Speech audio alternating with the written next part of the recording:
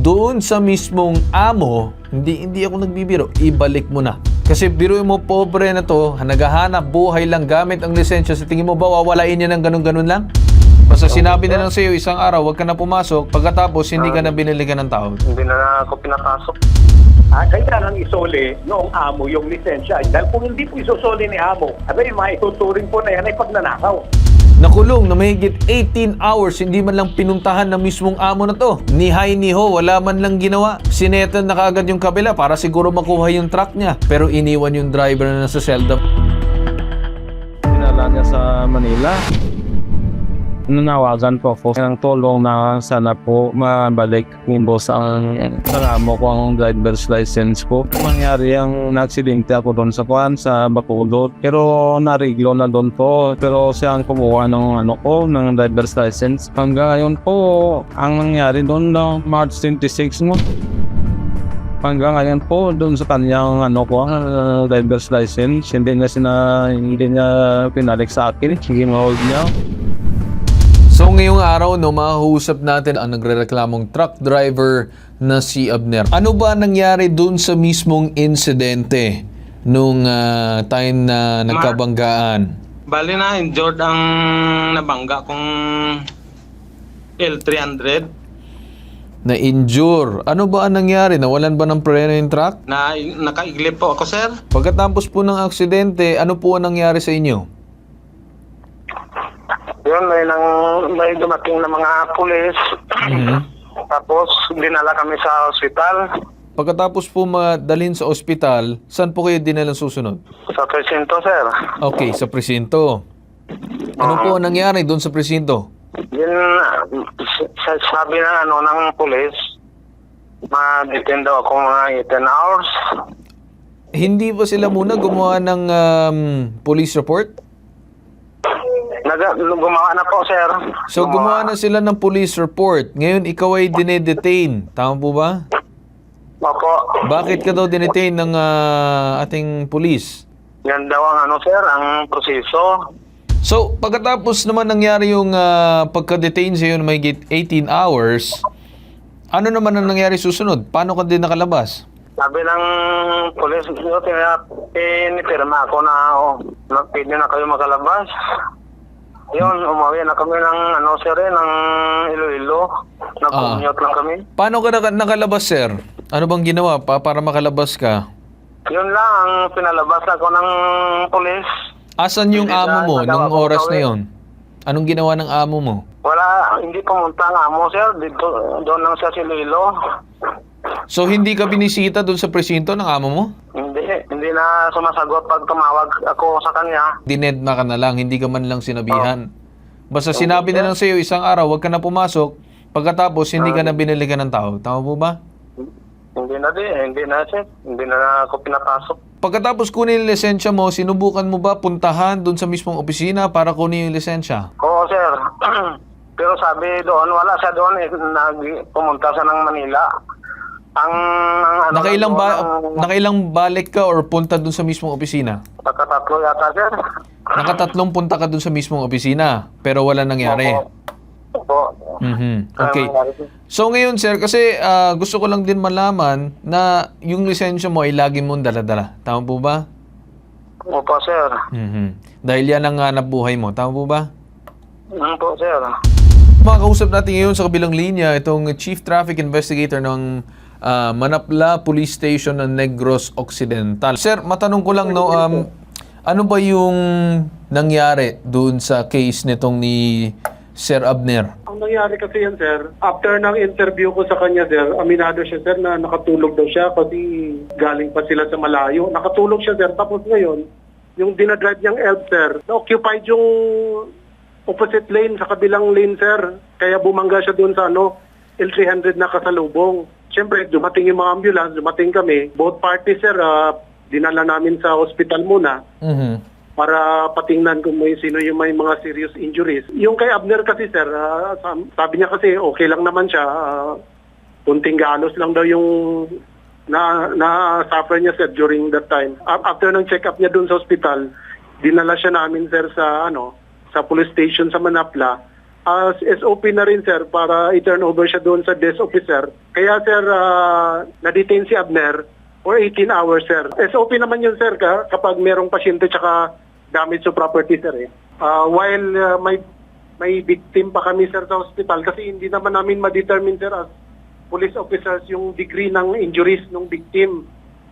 So during that time na nasa hospital pa yung victim natin sir, syempre kinulong muna namin si Abner as part ng aming investigation sir.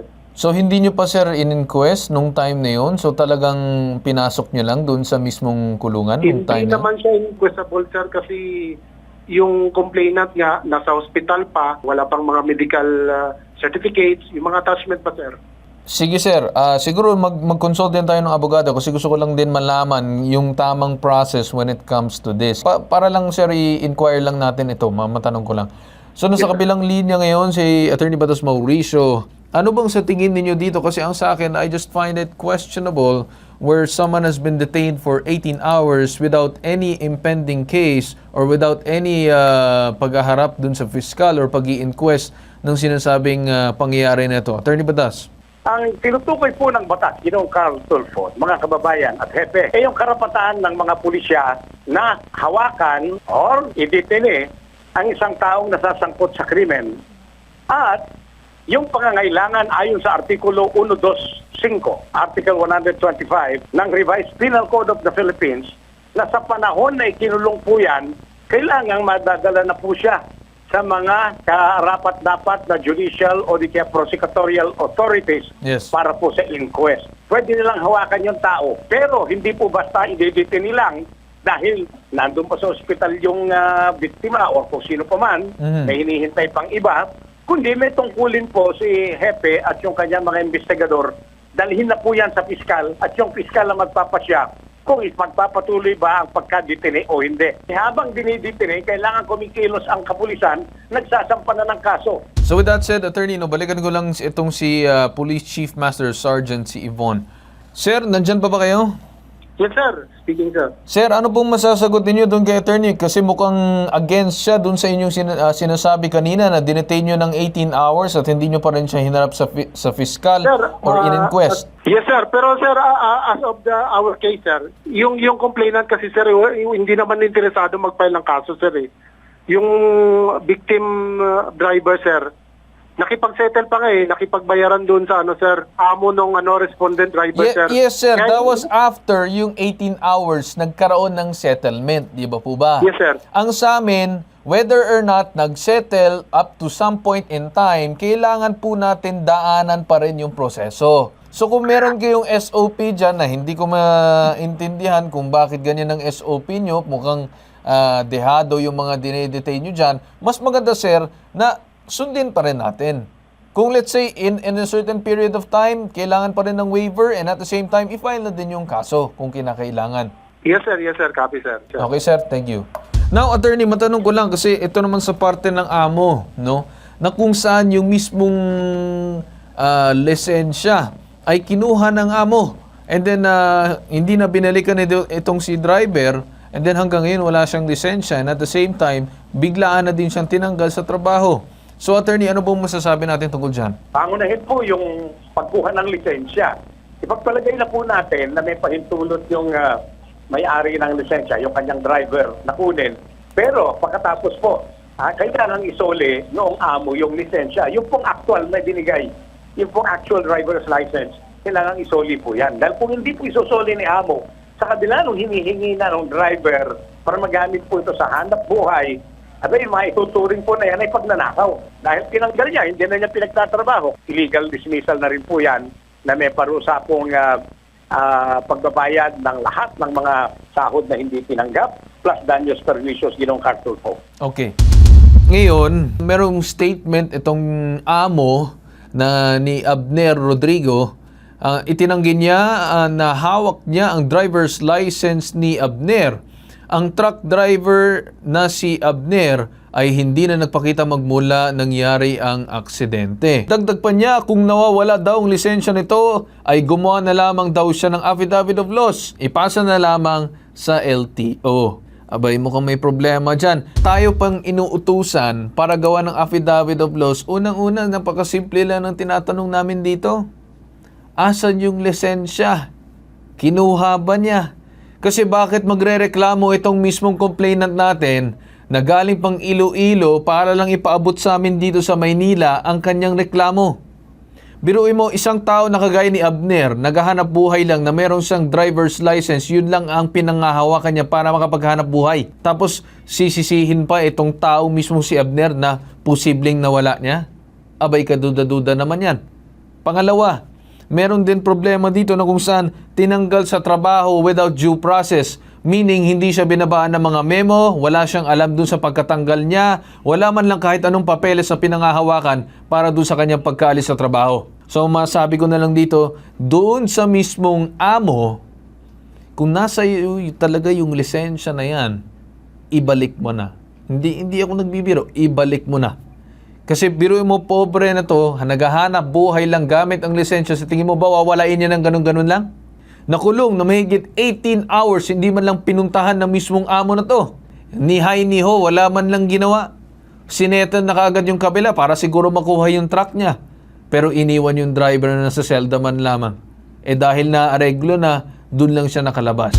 Nakausap ng bitag ang isa sa mga staff ng Business Permit and Licensing Office ng Santa Barbara, Iloilo. Ayon sa kanila, wala daw record at nakarehistro na kumpanya ng Iloilo Mascada Tobacco Corp. Para dun sa amo na yan, narinig ko na siya ay isang Chinese na amo. I don't know if Chinese national ka or Filipino citizen ka na or whatsoever it is. Lahat yan titignan namin. Kasi sa abala na ginawa mo dito sa driver na ito at tuluyan kami naniniwala dito sa driver na ito, even you would question our investigation. So, isip mo ba sir na sangkater ba kami mga walang experience dito sa kumpanya na ito in regards to investigating that case? So, masabi ko again, dun sa Chinese na amo, good luck na lang sir dun sa mga ibang pwedeng gawin dyan sa inyong kumpanya. Nakausapin na natin itong taga Department of Labor Employment na officer na si Danny Espinosa. Ini-encourage po namin sir na yung worker na pumunta sa Duli mag-file ng request for assistance. Pwede siya pumunta sir ng in person o pwede rin siyang mag-file online. Mayroon kaming online facility. Ang tawag dyan ay Dole Arms. So lang siya, mag-submit lang doon.